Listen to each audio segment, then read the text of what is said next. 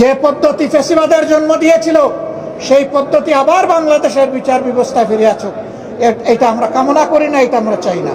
আসসালামু আলাইকুম ওয়া রাহমাতুল্লাহ। সাংবাদিক বন্ধুগণ এবং প্রিয় দেশবাসী, আপনারা ইতিমধ্যে অবহিত হয়েছেন সংবাদ মাধ্যমে এবং এইমাত্র বিরোধী দলীয় চিফ হুইপ যেটা বললেন তিনিও অনেকটা স্পষ্ট করেছেন। আজকে সকাল এবং বিকাল দুই দফায় সংসদ অধিবেশন অনুষ্ঠিত হয়েছে। দুই দফায় এমন কিছু বিল সংসদের সামনে এসেছিল, কিছু বিলে আমাদের কোনো আপত্তি ছিল না।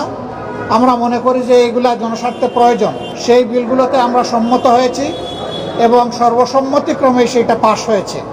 আবার কিছু বিল সংসদে উত্থাপন করা হয়েছিল, যেই বিলগুলোর মাধ্যমে সুস্পষ্টভাবে জনগণের অধিকার হরণ, সুপ্রিম কোর্টের এখতিয়ার কেড়ে নেওয়া এবং নির্বাচনী ব্যবস্থাকে ধ্বংস করার পায়তারা ছিল। আমরা সেই বিলগুলোতে আপত্তি উত্থাপন করেছিলাম। আমাদের আপত্তিতে আমাদেরকে সুযোগ দেওয়া হয়েছিল প্রথমে 2 মিনিট। আমরা প্রতিবাদ করে বললাম যে 2 মিনিটে তো কোনো বক্তব্য উপস্থাপন করা সম্ভব নয়। তখন স্পিকার মহোদয় প্রথম বক্তাকে 3 দফায় বাড়িয়ে 6 মিনিট দিলেন, যেটা ছিল আসলেই আমাদের উপর একটা কি বলবো, অবিচার কথাটা বলা ঠিক হয় না, তবে সুবিচার হয়নি।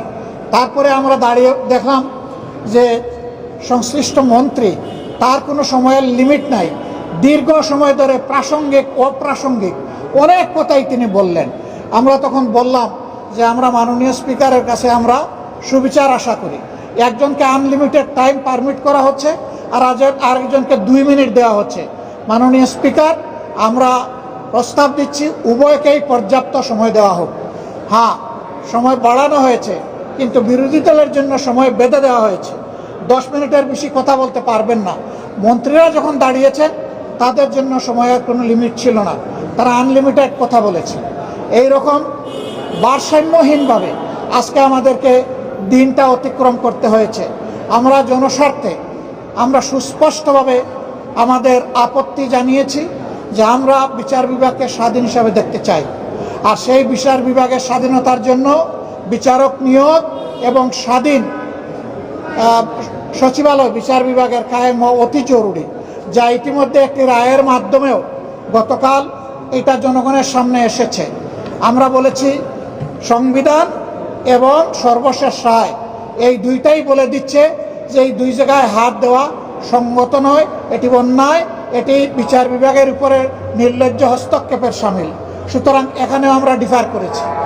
এরপরে বিচারক নিয়োগের ক্ষেত্রে কথা এসেছে, তারাই যুক্তি দিতে গিয়ে প্রমাণ করেছেন যে অতীতে দলীয় বিবেচনায় যে সমস্ত বিচারপতিদেরকে নিয়োগ করা হয়েছিল তাদের হাতেই বিচারপতি খায়রুল হকের জন্ম হয়েছে, বিচারপতি মানিকের জন্ম হয়েছে এবং শপথপত্র রাজনীতিবিদ জনাব এনায়েত রহিমের জন্ম হয়েছে, তারা এটা স্বীকার করেছেন। আমরা সেই জায়গাটাই ফোকাস করেছিলাম যে বিচার বিভাগের নিয়োগ যদি নির্বাহী বিভাগের কর্তৃত্বের ভিতরে থাকে তাহলে বিচার বিভাগে এই ধরনের দুর্ঘটনা ঘটতেই থাকবে এবং জনগণ ন্যায় বিচার থেকে বঞ্চিত হবেন। কাজেই আমরা চাই না যে এখানে নির্বাহী বিভাগের কোনো কর্তৃত্ব থাকুক। ইন্টারিম গভর্নমেন্ট যে অধ্যাদেশ জারি করেছিল সেখানে কার্যত নির্বাহী বিভাগের কোনো প্রভাব ছিল না। তারা আগেরটাই ফিরে গিয়ে তারা প্রমাণ করলেন হাসিনা খারাপ কিন্তু হাসিনার নীতি ভালো। আমরা সেম বলতে বাধ্য হয়েছি। এটা কখনো হতে পারে না।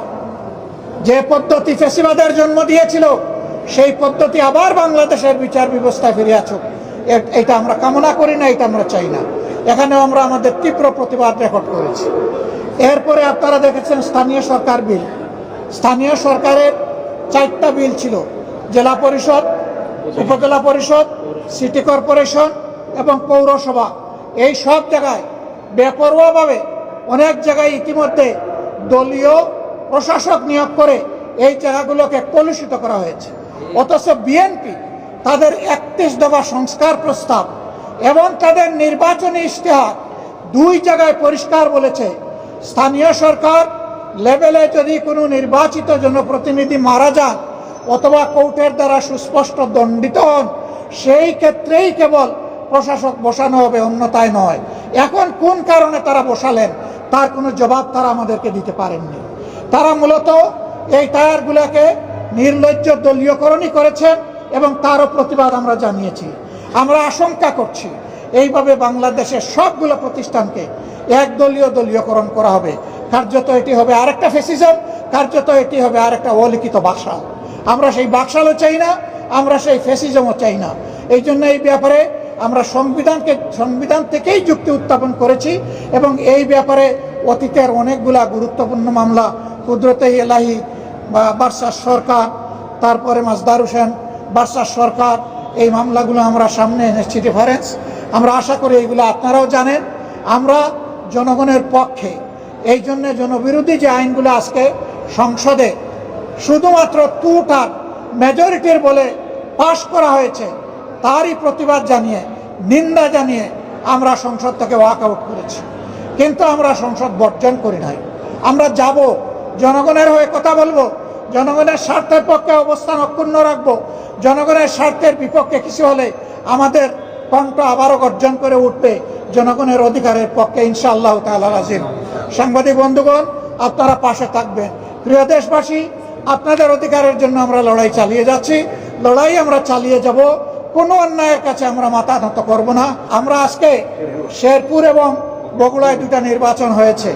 এখানে অনেকেই বক্তব্য রাখতে গিয়ে বলেছেন 94 সালে হয়েছিল মাগুরায়, এবার হলো বগুড়ায়। শুধু নাম পরিবর্তন হয়েছে, কিন্তু স্টাইল একই ধরনের ছিল। দলীয় সরকারের অধীনে তাদের কমিটমেন্ট ছিল তারা রাষ্ট্রীয় কোনো প্রতিষ্ঠানের উপর হস্তক্ষেপ করবেন না। আজকে কি হয়েছে জনগণ দেখেছে।